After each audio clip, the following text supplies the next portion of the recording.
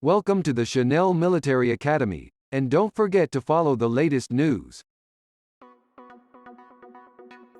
The Rafale fighter jet is indeed one of the most expensive defense equipment. With this very high price, until now only countries with more budgets have Rafale fighter jets. These preparations are useful for supporting the operations of the Rafale fighter jet so that it is fully operational. Rafale is not a new aircraft in the world of international aerospace. The Rafale is known to have been involved in many missions since it was used by the French armed forces.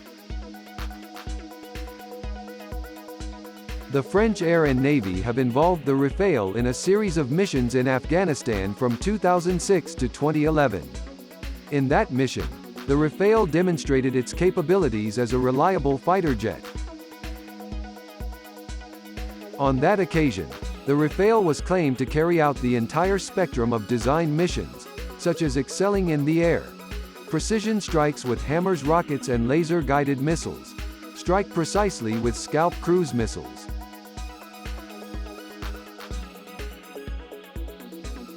The Rafale is equipped with two Snecma M88 engines.